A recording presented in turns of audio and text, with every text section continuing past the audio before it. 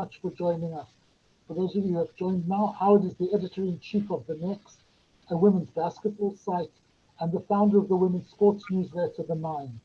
He has published 5 books, including The Cardinals' Way, a comprehensive look at the history of the Cardinals' player development system. He covers basketball, baseball, and other sports for outlets from 538 to the New York Times, and we are so happy and honored to have you with us. Thank you again. It is a pleasure, and like I was telling Judith and Stephen before the rest of you got here, St. Louis is just a town that has a lot of meaning to me. You know, I first came to St. Louis in 2009. My first book is called The Baseball Talmud, and it's a position by position ranking of Jewish baseball players. And so I was privileged to get a chance to speak at the St. Louis Jewish Book Festival and just to really immerse myself in the town and in the culture, and I just fell in love with it. And so the chance to be able to come back, as I did for a lot of other stories, it was a town that held a very special place in my heart before I even wrote the book about the St. Louis Cardinals, which of course brought me there quite a bit. You know, when I was at the festival one year, I had the chance to meet and have dinner with Lou Brock, who is sadly one of the people we lost this year. We lost a lot. Of specifically baseball players who meant something in the history of the St. Louis Cardinals. And Lou Brock is one of them, and of course Bob Gibson another, but Lindy McDaniel, who was a wonderful relief pitcher too, and we lost Lindy as well. But Lou Brock was so welcoming, and it just felt like there was a reason why Brock was so beloved in the city of St. Louis. And it's because he was very much like the city itself. You see it over and over again. People come to play for the Cardinals, and they stay in the city when it's over.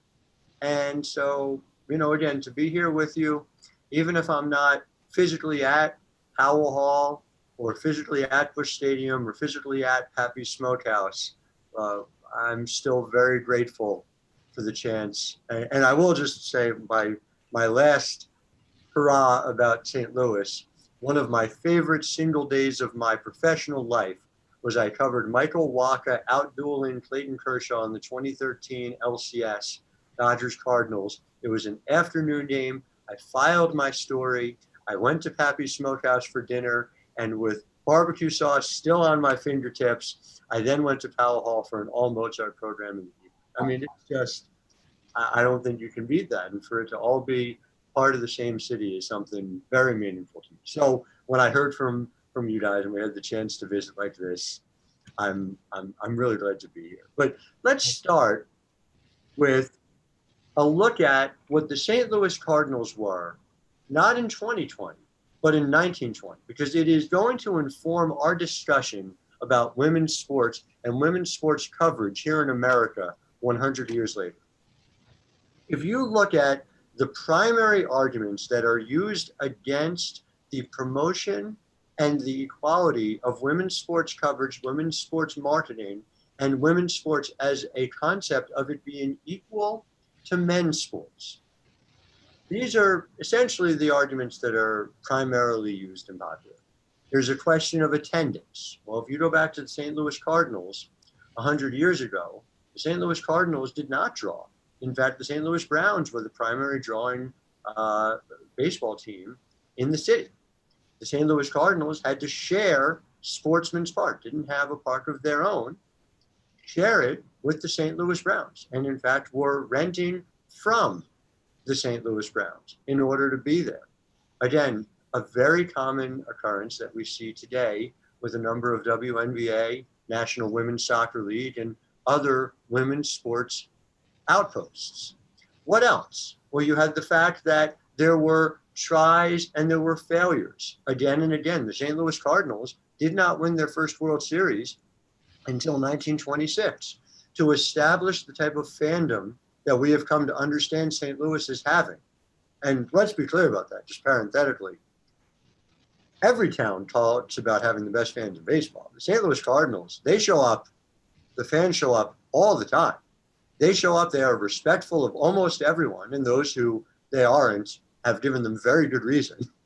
And they are fundamentally loyal over a period of generations.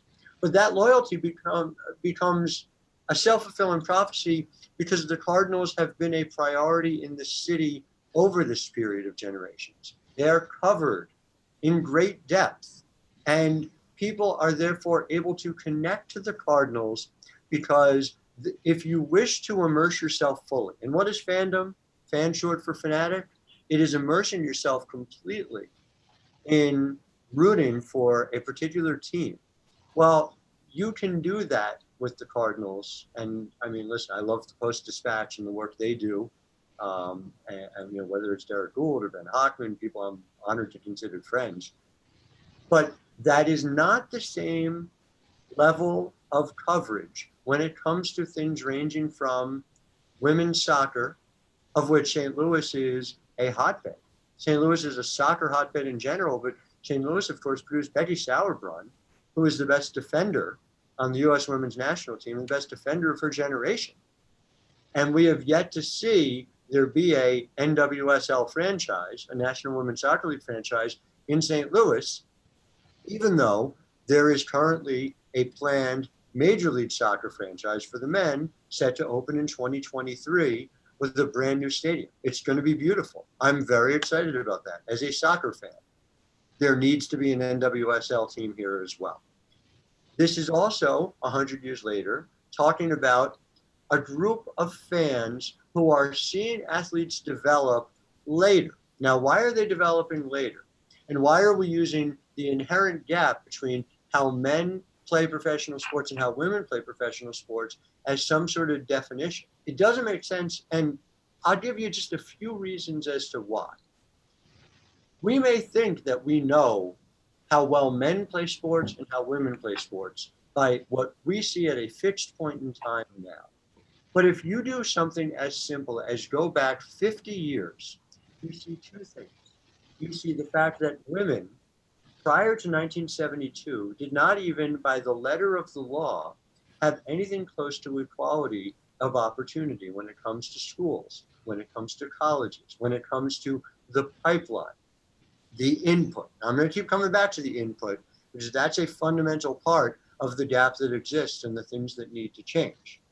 If you are not giving people the opportunity to get the reps, you are not giving people the opportunity to turn into the best version of themselves.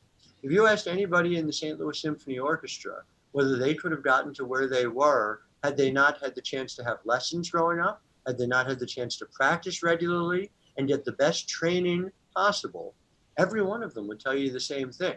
And when we deny women the opportunity to get those kinds of training, that kind of regular repetitions against the best possible competition, with the best coaching and the best chances to play, you're going to end up with an outcome that is lesser than another group, in this case men, that have the opportunity. But if you go back 50 years, let's think about it. It's 2020 right now. In 1970, Lou Alcindor was supposedly going to have broken college basketball because he could dunk, because he was 7 feet tall, and because there was no way to stop him. Well, what actually has happened is, of course, lots of other people have grown around now Kareem Abdul-Jabbar and have found more and more of an ability to grow, develop, to play against one another. The level is raised, and the rest follows. What comes after Kareem Abdul-Jabbar is David Thompson at NC State. What happens after David Thompson at NC State and the end of the UCLA era, an era that 50 years later, the UCLA men and the UConn women have had very similar runs, about 45 years apart. Then comes Larry Bird, Magic Johnson, and suddenly the game grows and develops and players grow and develop. Someone like Muggsy Bogues is 5'3". Someone like Spud Webb is 5'7". They're able to be players in the NBA 30 years ago. They're not able to be today because the game keeps growing, developing. Taller, larger people are able to do more. And suddenly it's not just a question of skill, it's a question of size. It's a question of what we are training our best athletes to do when they're men. What does that mean for the women's game? The women's game has a similar thing going on right now. The last 3 MVPs of the WNBA were Asia Wilson, 6'4", Elena Deladon, 6'5", and Brianna Stewart, 6'4". All three of them are the size of what would have traditionally been centers in the WNBA. All three of them are capable, in the case of Deladon and Stewart, more than capable, of going out to the perimeter, of taking shots from anywhere on the court, of passing, of being able to do the things that you would typically expect from a guard. That is becoming more and more of the norm, because why? There are more women's AAU teams than before. There are more opportunities. It is understood that there is girls' high school basketball and women's college basketball everywhere. And so there is a pipeline for those who want to put in the work and the time to be able to get the opportunity to play at an elevated level and to explode the talent base. And if you want to know how far it extends, in basketball alone, look no further than an amazing game just a few hours from you guys. Iowa versus Iowa State was this week in women's basketball. And a young woman named Caitlin Clark is a freshman. She's 18 years old, grew up in the state of Iowa, played high-level basketball in Iowa. Iowa is not a place that necessarily is considered a women's basketball hotbed, but she had guaranteed equality of opportunity.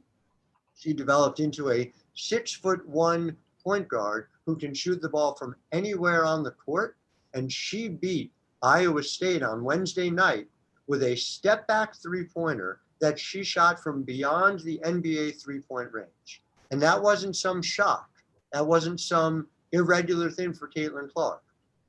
Get women the same opportunities as men, and you see them being able to do the same things that men are able to do. Women's basketball from Title IX on has been an imperfect effort at equality in this country. And we're getting closer with every year, with every decade. But we didn't have a women's NCAA tournament until 1982. Men's NCAA tournament's 1939. You look at the gap there, and so that gap is 43 years. It's almost to the letter, the gap between any number of things within the women's game, up to and including, very specifically, UConn's dominance, which has in turn lifted other teams to come forward and play at that level. And we don't see UConn winning 111 games in a row the way we did just a few years ago, because there's Stanford, because there's South Carolina, because there's University of Oregon, because Baylor, because there are so many program-changing players that it's not just there's one in a class and she goes to UConn. And that's a significant difference. And that's what we started to see post John Wooden at UCLA when he won 10 titles in 12 years for the men from 1964 through 1975. Again, opportunity changes and equalizes things. But if we look at the way in which the two games are covered, we see a massive gap that extends beyond even any sort of statistical or quantitative difference that you can identify between the men's and women's game. Now, I'm going to give you a couple of examples because I think they're really instructive.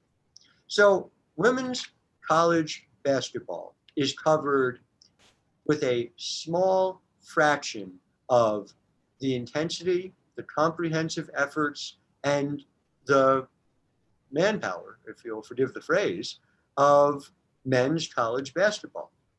Now, I have nothing against men's college basketball. I love it. I grew up watching it, the Big East Conference, and those Georgetown, St. John's, Villanova, Syracuse matchups, things I love, and I love to this day.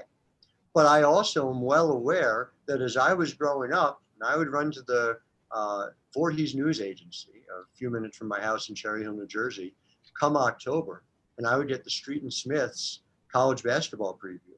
It was a college basketball preview. It was about 150 pages. There was one page about the women every year, one page about Division II, one page about Division III, and one page about the women. And that was the idea. Women are, in sports coverage, treated like the other again and again and again. And that has carryover effects. So when we look at the attendance for women's college basketball, the top programs in the country, whether it's South Carolina or Mississippi State under Vic Schaefer, who's now at University of Texas, has grown that, or whether it's UConn, who travels extraordinarily well, draws very well at Gamble Pavilion, or even when they play games at the Hartford Civic Center, or the XL Center as it's called now, because they need to accommodate more of their fans. They will draw, on average, about half of what the top men's programs regularly draw. Okay, if we accept for a moment, and I don't believe this, but if we accept for a moment that media coverage at a 100-to-1 rate doesn't influence attendance, you're still talking about simply reflecting attendance. You should be dramatically increasing the amount of women's coverage, even if it's 50%, to get to rough parity with the amount of audience participation when it comes to that. If you're talking about things like eyeballs on the TV, you are seeing sold out Final Fours on the women's side as well as the men's side, and on TV, an ever increasing year by year share for ESPN. Now, again, there's a gap between the men's audience and the women's audience on TV. The men's audience in college basketball Final Four last year was about 65% better than the women's audience. Here's the thing. When we found out who the 68 teams were in the NCAA tournament, and forgive me, I'm speaking of 2019, sadly not 2020, when we were denied March Madness at the start of this unfortunate year. But in 2019, there are multiple hour programs every single day. First on CBS, on the reveal of the tournament and the tournament pairings, followed immediately by another 2 hours on the main ESPN, which has significantly more viewership than ESPN2, ESPN News. Just by definition, more people are able to get them. And then day in and day out, there is conversation, there is consistent coverage. Consistent coverage effectively serves as advertisements for men's sports. If you have two plants and they are the same size plant, and you water one of them every day for 100 days, and you give that plant sunlight every day for 100 days, and you give that other plant 1 day of sunlight and water it once in 100 days, when at the end of it, that first plant is a lot bigger and a lot stronger, it hasn't told you anything about the relative strength of those two plants. It's told you about your process. And again, that is what happens with women's sports. And what's interesting is that there are skeptics who will turn around and say to you, well, okay, we have an unequal society that doesn't treat them the same way. But what makes you think that if we treated them the same way, that women's sports would have the same kind of audience and the same kind of devoted following as men's sports? And I'll give you the answer. Because every time it happens, and it happens very rarely, I have to, unfortunately, predominantly men are making decisions in my industry, and the men are making decisions over and over and over again that cast women's sports off to the side, treated as the other. They talk about women's sports as, I will quote, an unnamed email that was sent to me when I was at CBS Sports that said, and I quote, "We don't want the women's coverage. We want to focus on the things that matter." That is the way they are considered, talked about, thought of. And so when that changes, we see the audience for women's sports not just comes up and is equal, but oftentimes will surpass what we're able to see for men's sports. So I want to give you a couple of examples.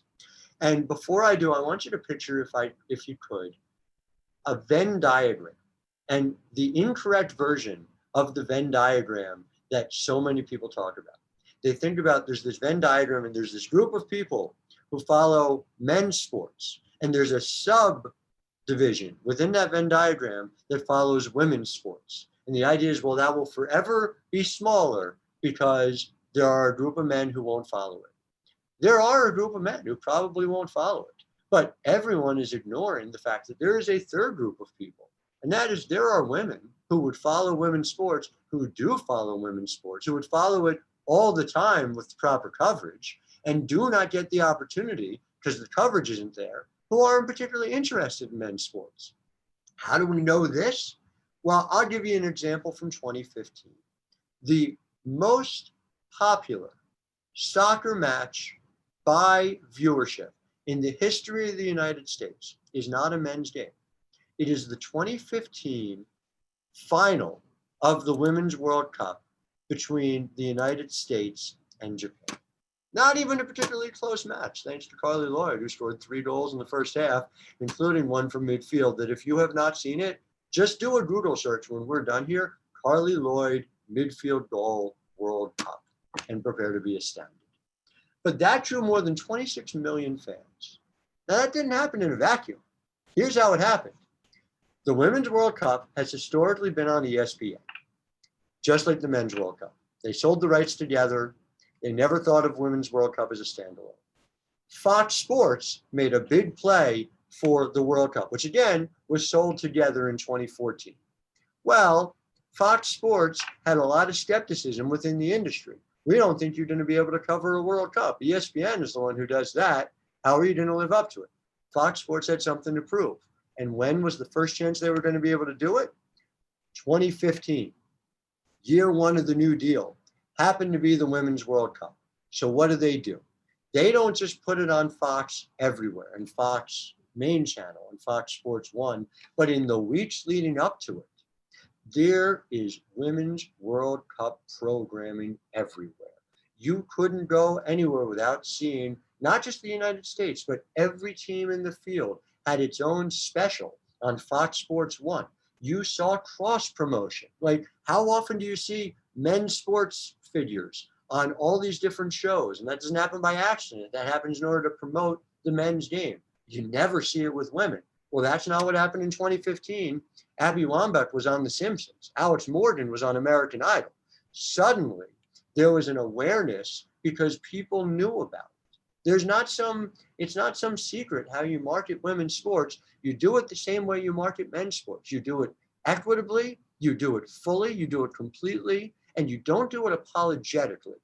And so what happened then wasn't just 26.2 million people tuning into the final. What happened was people were watching the group games. My favorite number out of it isn't even the 6.2 million.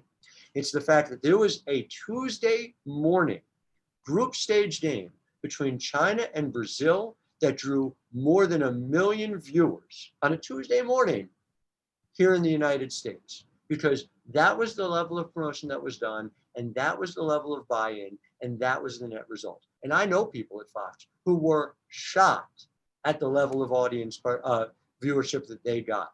But suddenly, everything you've seen in the 5 years since, this understanding that the U.S. women's national team is a draw.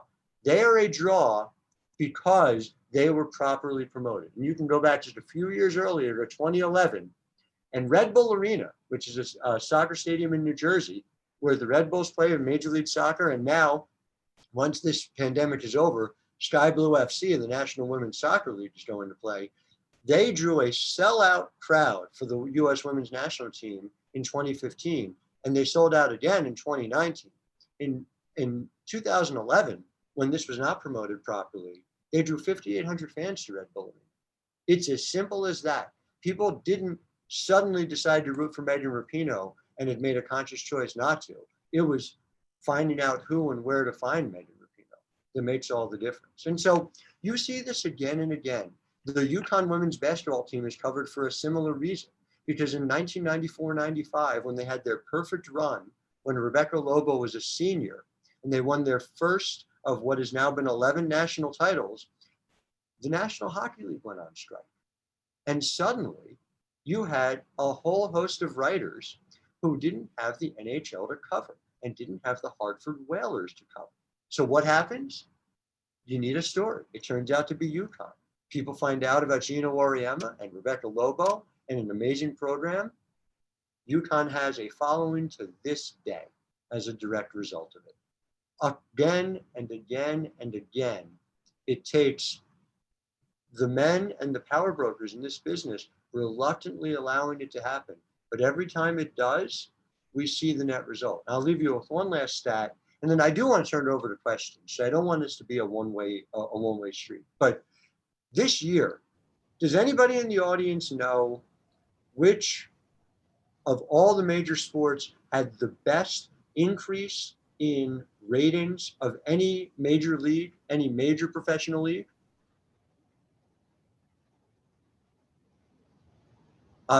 It is not the WNBA, although the WNBA went up 16% year over year in a year that the NBA saw falling ratings.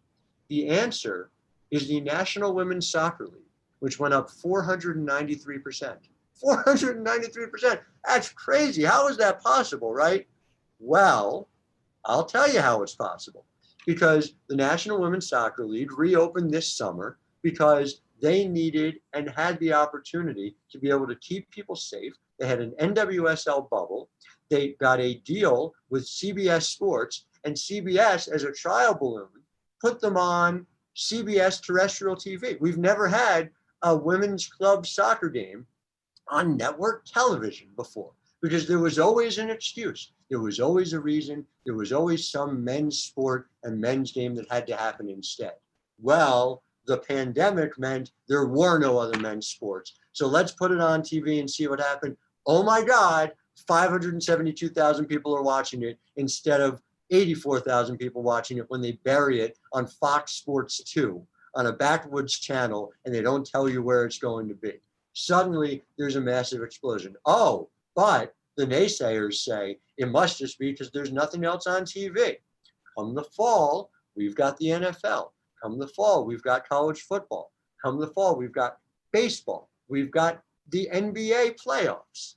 CBS has it. Well, we have some open slots because college football wasn't completely back.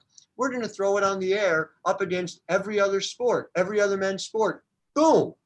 Major ratings increase again because people saw the product, because they understood how compelling it is, because it's something that they can watch, follow, and there's more coverage, though not enough, than before. This is how we bridge the gap. And I guess my hope, and I do this in my work, and there are more and more people who do this in theirs, the hope is that this growth continues with people buying in a proactive way. That this does not have to continue to be progress that simply happens when men give up and throw up their hands and have no other choice. That we do it because women matter, because women are valuable, because they are a valued members of our society. And the idea that I have to say that out loud in 2020 and it's not reflected in our media and it's not reflected in the way in which they're televised, these amazing athletes, is frustrating. It's frustrating to me. It's uniquely frustrating to the athletes who spend their lives turning themselves into not just great accomplishers on the athletic field, but people who are a vision for what can be for women in our society, on and off the field, on and off the court.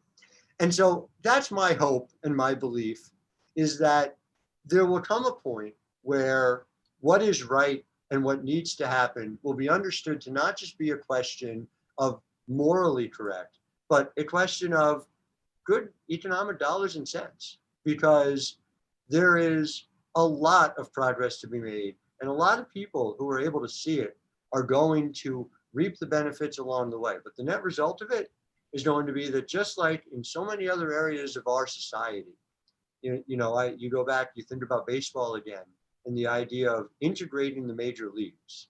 And the integration of the major leagues was a morally correct decision that had to happen and arguably happened many decades after it should have.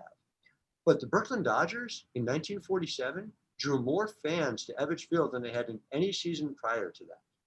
There is good economic dollars and cents that go along with it. And by the way, if there's been a more compelling story than Jackie Robinson in American sports history, I'm hard pressed to come up with it. So when it comes to media coverage, that matters too. So I'd like to turn this over to you guys, if I could, for some questions. I'm really glad to be here to talk about it with you. It's obviously something that means a great deal to me, and I'm really excited to share it with all of you. So does someone have any questions? We're pretty quiet. Hi, Susan. So that's a great question. Susan asked, why do you think it is taking so long for things to change? I have a fairly cynical answer to that I wish I wish I didn't believe, but I truly believe that there's two things. There are good people who accept the status quo. And when we don't see it change, there's a belief that, well, that is how things must be. And I'll give you an example from my own work, if I could. 5 years ago, Becky Hammon became an assistant coach. And for those of you who don't know, she was a wonderful WNBA player, a point guard in San Antonio and with the New York Liberty. But she became an assistant coach with the San Antonio Spurs. Now, how did that happen? It happened, again, the happenstance of men, right? She just happened to have been injured while playing for the San Antonio Stars. She asked for the opportunity to sit in on a practice with Greg Popovich and the San Antonio Spurs of the NBA and impressed them enough that they decided to give her more and more responsibility. And eventually she's become associate head coach. And most people believe she'll have the opportunity to be a head coach and be the first woman to do that in the NBA someday. I share that belief. I think it will be sooner than later. But the reality is that nobody's seen it happen. And so there are a lot of people who, and that belief to this day, even among some people who would be allies, is, well, the NBA players wouldn't go for it. Again, you have echoes in what we just talked about in integration of Major League Baseball. Whenever there has been this change, until it has happened, you have this group of people, and sometimes, unfortunately, it's the prevailing group, able to say, well, we haven't seen it, so we don't think it's going to happen. And then, of course, what happens over and over again, as you study this history, sports and otherwise, is these barriers are broken. The nonsense is pushed aside, and we can't imagine why it was ever anything else. You know, in the same way that nobody on this call, I think, could imagine how anyone could think, my God, how could we not have integration in the major leagues? That's how we will, in a very short period of time, feel about women coaching men. And so there's partially that. And then partially, Susan, is that there are simply men who are gatekeepers who are uninterested in changing this, and will fight back against it. Now, it is not for me to say what percentage is one and what percentage is the other, but it is my belief that both are actively problematic in preventing us from achieving the society that we ought to have. And by that, I mean this. When I was doing that story on Becky Hammon, one of the people I was talking to that day at Madison Square Garden was Katie Smith. Katie Smith, if you go by win shares, is the 5th most accomplished player in the history of the WNBA. Katie Smith was an incredible star at Ohio State, then went to the ABL, played in the WNBA for 14 years. Nobody knows more about basketball than Katie Smith. What did she want to do after she was playing? She wanted to become a coach. Katie Smith was an assistant to Bill Laimbeer, at the time the head coach of the New York Liberty. Katie Smith's options were she could potentially, hopefully someday, be a head coach in the WNBA, or she could coach in college on the women's side. If you're a man in that situation, you could be a head coach at the WNBA level, an assistant coach at the WNBA level. You could coach as an assistant or the leader in a women's program. You could do the same thing on the men's side. There's significantly more money in the men's side and twice as many opportunities for a man to be able to do that. And so if you're trying to figure out how we get from here to there, it involves women breaking down those barriers. Becky Hammon got the chance to do that. Kara Lawson, she didn't. Kara Lawson, who was a standout for Pat Summitt at Tennessee, was playing with the Sacramento Monarchs of the WNBA, 2003, 12 years earlier. 12 years earlier. She asked for the opportunity to sit in at practice with the Sacramento Kings, the NBA team in the same market. They told her no. They said, you're going to be a distraction. Kara Lawson's going to be a distraction. Kara Lawson, who has gone on first to be an incredible analyst at ESPN covering the game in the broadcast booth, and now is the head coach for the Duke women's basketball team, because Kara Lawson knows more about basketball than I could ever hope to know, and was, by the way, when she was still a player, a person I would always turn to in the locker room to try and learn and develop what I knew and understood about the game. And those are the best sources, of course, the people you can learn from. But Kara Lawson could have broken that barrier 12 years earlier. A man said no. So when you asked me, Why do you think it has taken so long for things to change? Part of it is people accepting the status quo, but part of it, infuriatingly, and in a way that people who look like me need to do better about, is a man said no. And it's hard to say it's any more difficult to understand than that. Do we have any more questions? I have a question. Do you think that the fact that the women's soccer no longer accept or will accept or be pushed back by the status quo will bring the kind of change that's necessary in terms of the payment and in terms of the recognition and in terms of the celebration? Because it seems to me that they're not at all passive about what they want. They're actually quite articulate, and I think that sometimes it's what's required, but I'm not an analyst, so I'd like to hear your opinion. Stephen, it's a great question, and I think it's fundamental. None of these things are going to be like flipping a switch. I have a lot of conversation like this with people in media too, or, geez, how do we achieve that equality? And you do it not by doing one thing that gets you 100% of the way. You do it by doing 100 things that each get you about 1% of the way. But that one might be even bigger because they have such a public forum. Again, somewhat accidentally, right? What we were talking about, when I was referring to 2015. But the net result of that was the U.S. women's national team are public figures in a way that historically male gatekeepers are not allowed to have happen.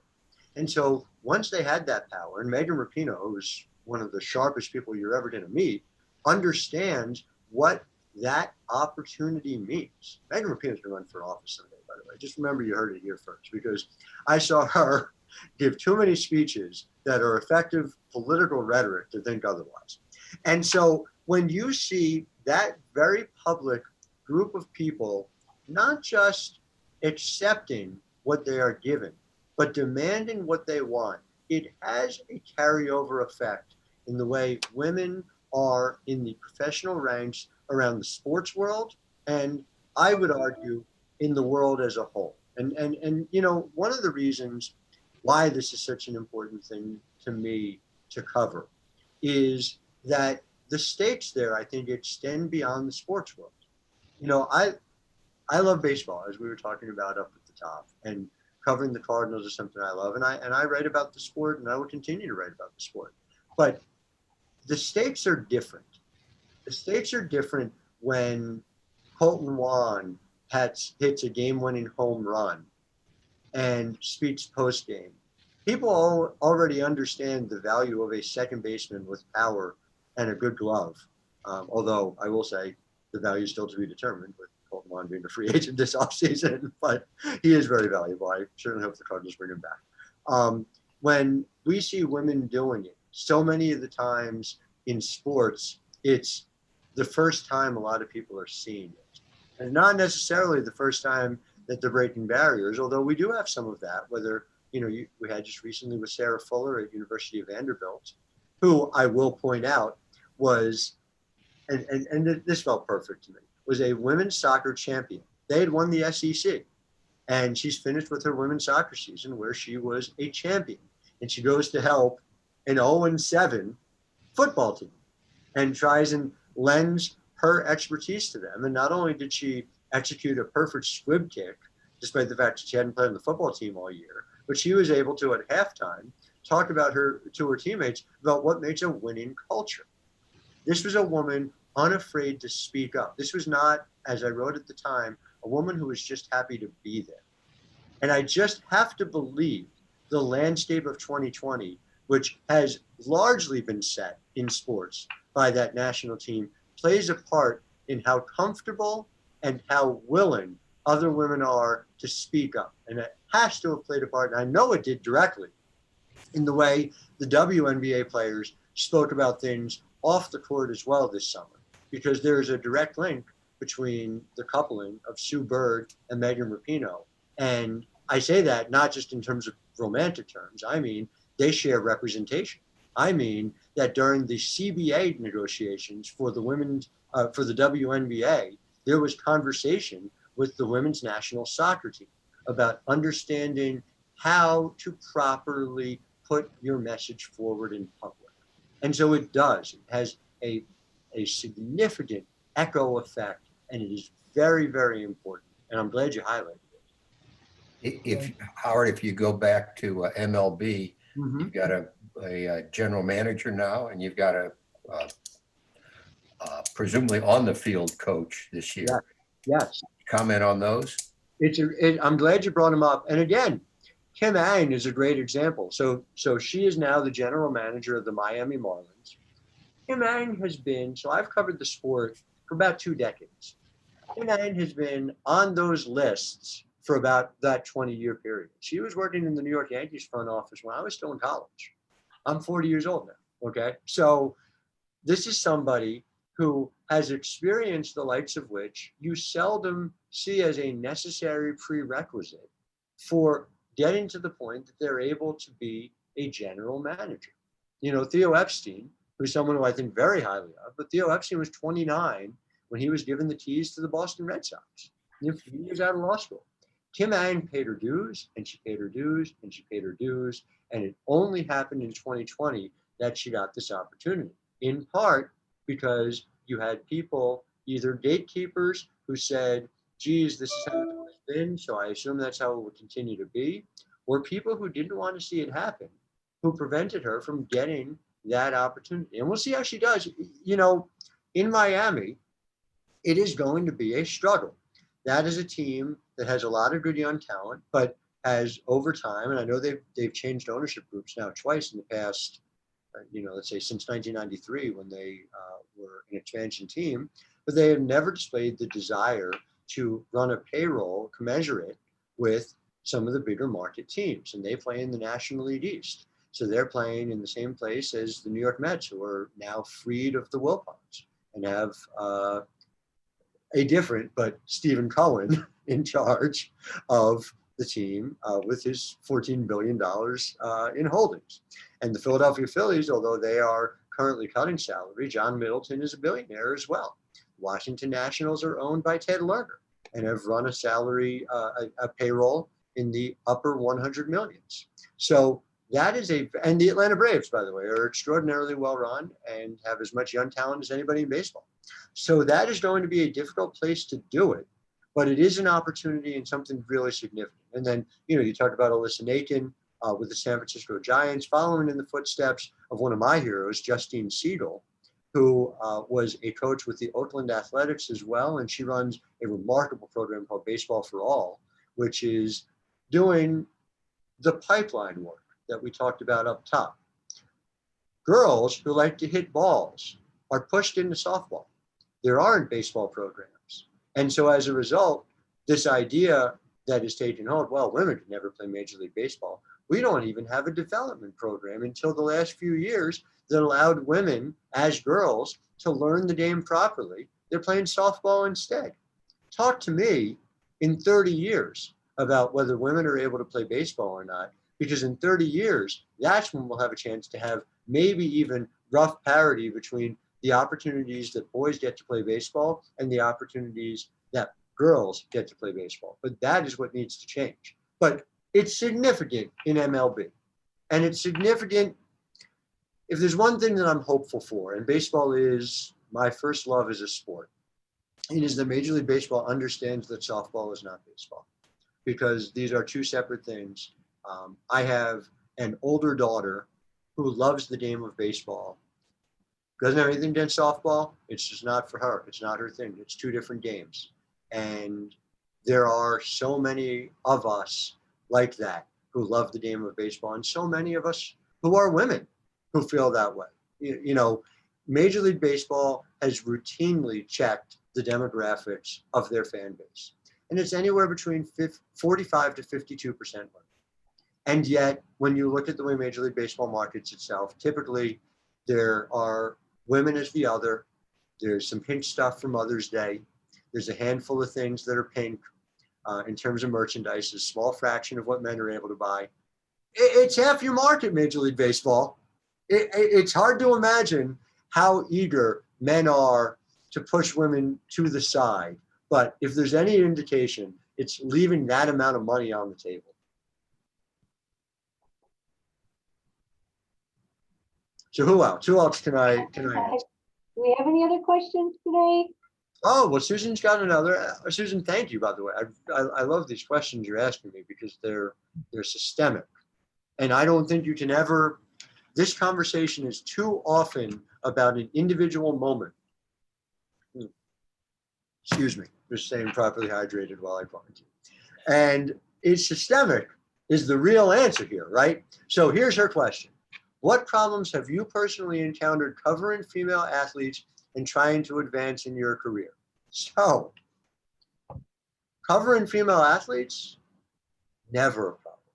I mean, to be fair, there are some gatekeepers within women's sports who are underpaid and overtaxed. There are some who are there to check a box and then move on. There are a lot of really good people too, who in public relations, sports information directors, who understand the stage, who care about this, who know about it.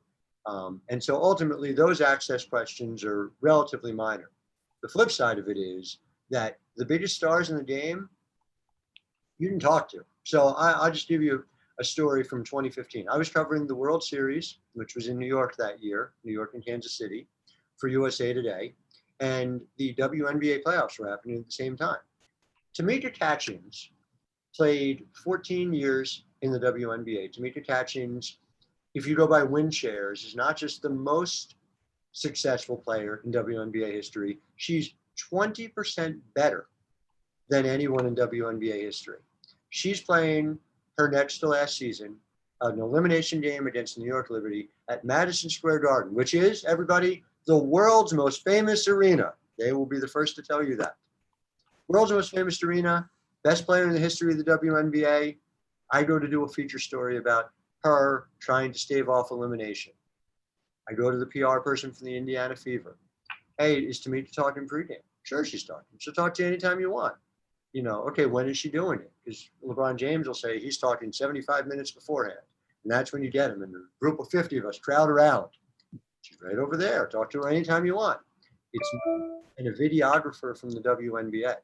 And if I hadn't done that story, and Tamika Catchings led her team to an improbable victory and back to the WNBA finals, nobody would have done that story. And I'm not saying that's to my own horn. I take no pleasure from that. That has changed somewhat, and I've worked hard to try and help facilitate that change over the last 5 years.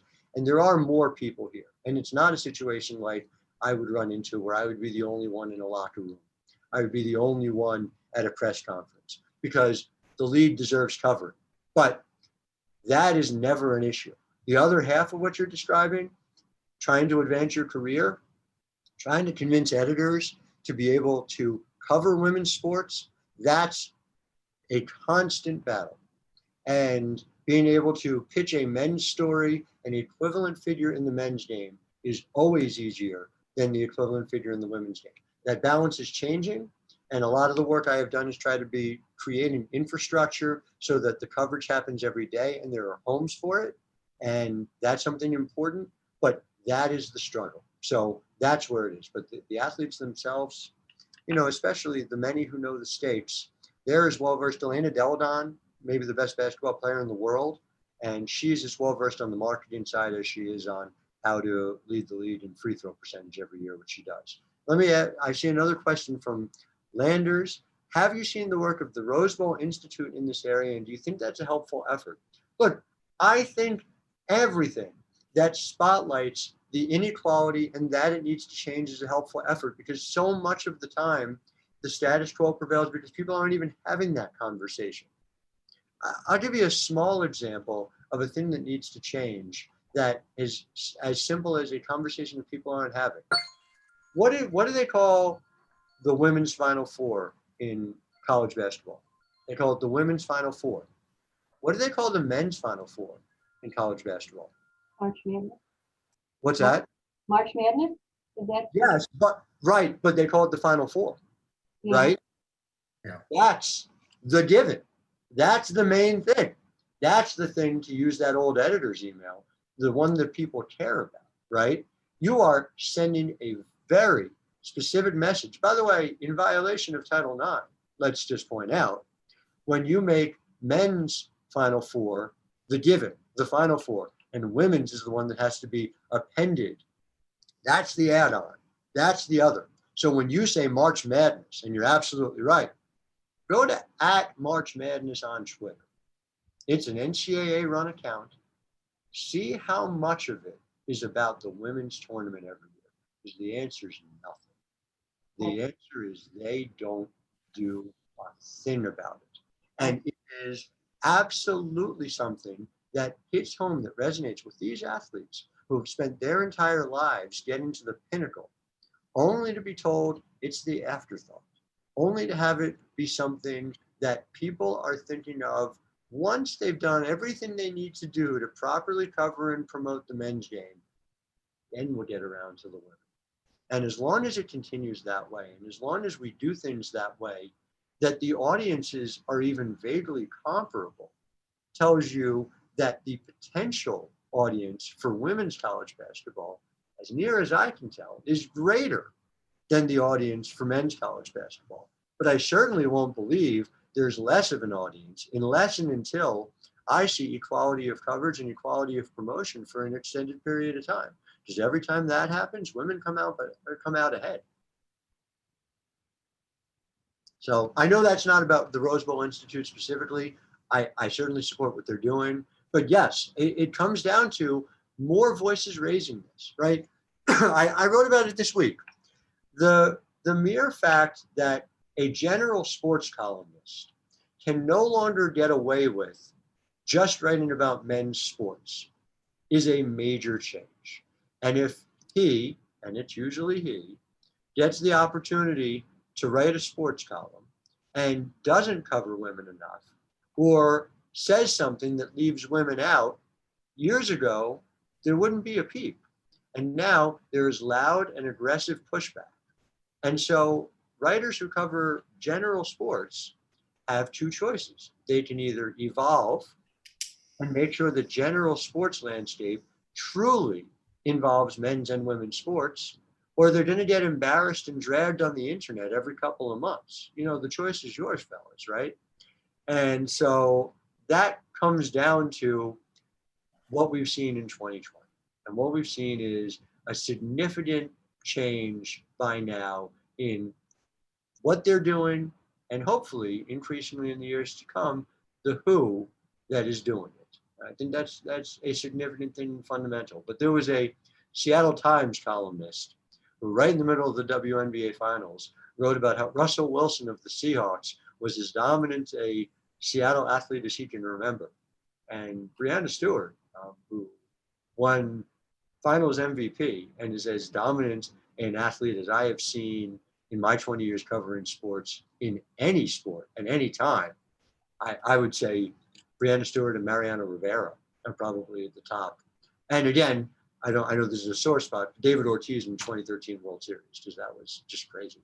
But that's the kind of quality that she's putting together as a career. And he said that, and people made fun of him throughout. And the head coach of the Seattle Storm was laughing about it. And so that guy is either going to be embarrassed or he's going to evolve. And that's what's going to happen across the sports landscape. Howard, would you give us a little information about your background, your education, where your career has taken you? Sure. I grew up in Cherry Hill, New Jersey, just outside of Philadelphia. I studied literature at Bard College, and I've spent a lifetime in journalism and sports journalism, including out of school. I started at a daily paper called the Hudson Register Star that I loved. I've written, we talked a little bit about it up top, but I've written books on Jewish baseball players and the New York Mets ownership and their legal and financial struggles, St. Louis Cardinals as well. And, I write for 538 for the New York Times. I've also started two publications. I've started more than two, but the two that are primary right now is The Next, which is a women's basketball newsroom where I oversee 30 plus writers and editors, majority women, largely women of color, covering women's basketball the way it needs to be covered and the way it is not covered elsewhere. And the 9 is across 5 women's sports coverage every single weekday. And the fundamental reason for that is you need to have an end to the silo effect. Women's sports so often are segmented into the different sports. And the way men's sports are covered, if you know who Steph Curry is, you know who Pat Mahomes is. If you know who Pat Mahomes is, you know who Mike Trout is, because they're all together. Women's sports doesn't work that way. And so getting a group of people together to be providing curated links and original interviews and analysis was to help fight that at an infrastructure level. But that's where I am. That, I made a decision some time ago that instead of covering men's sports and women's sports as opportunities came up, I was going to cover women's sports first, and men's sports was going to be fit around that. And I've done that at a freelance level for a long time, but a lot of times you feel like you're building in sand. And I wanted to make sure there are permanent infrastructure pipelines available so that we can attack the 2 major issues of our time when it comes to sports journalism. One of them is making sure there's an equality between how men and women are covered. And the other is making sure that there are more people in my profession who don't look like me.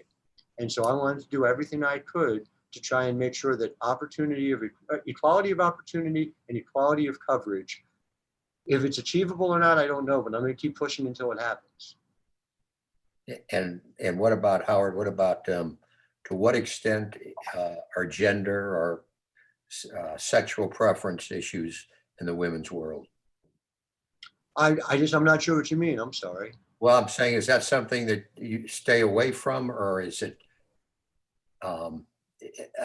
is that an issue in what you cover? I mean, sure, it's an issue, and I think it obviously plays a part, I think, in the way that people have considered, even internally, the potential upside, the potential audience available to various women's sports leagues. And I know in the WNBA and figures within the WNBA have spoken openly about this, right? That there was a concern for a long time that if this is an LGBTQ friendly league, what effect is that going to have on marketing, and how much can the league be leaning into that from a promotional perspective? And I think the league has made the only decision it could or should, which is to embrace who it is and to say that, we are unapologetically ourselves. And that happened about 4 years ago. There was a huge turning point that took place. And I was privileged enough to be there around the time, and that was on a question of racial issues. And let's not forget that the WNBA is about 80% women of color. And so there were protests going on around various police shootings from that time. And the league attempted to fine some players for not wearing proper attire during pregame and wearing their shirts inside out and wearing black instead. And there would have been a players' revolt. And there was. And the players, I remember stepping into that post-game locker room and hearing Tanisha Wright of the New York Liberty and Tina Charles of the New York Liberty and Tamika Catchings of the Indiana Fever, as a matter of fact, speaking about how this is untenable and we're going to talk about these issues that matter to us. And the league could have tried to push back and could have fought it. And I think they would have lost their players. And instead, by understanding, we're going to be who we are, and they've gotten to the point this year where it is fully integrated into what they're doing with the full support of Kathy Engelbert, the WNBA commissioner, who took over a year ago. And it's something that's made a real difference, but it's something where a figure all of you should know is Leisha Clarendon. And Leisha Clarendon is a wonderful spokesperson on issues of social justice. She's an LGBTQ spokesperson who must be heard, and I quote at every opportunity I can. But they have talked about how the league has made it a comfortable place for them in a way it wasn't just a few years ago. And I think that speaks volumes. Can you repeat that name that you just mentioned? Leisha, Layshia Clarendon, Clarendon. Glad to repeat her name. Thank you. My pleasure. So are there any other questions, any other things I can answer? This has been such a fun thing. You guys are so in tune with what's going on. I really love this. Well, we loved hosting you and we thank you so much for joining us today. And we seriously would love to have you come back and talk with us about other things that you're interested in. But thank you again. And to all of you who are celebrating tonight, a happy Hanukkah. And yes, a very happy Hanukkah to all who are celebrating. A happy holiday to everyone. And stay safe, everyone. Please, please stay safe so we can all gather safely and in person together when all this is over. Thank Thank you you. again. Thank you. Thank you so much. Thank you for talking to us today. Oh, It was very pleasurable. thank you so much. Be well. Bye. Take care, everyone.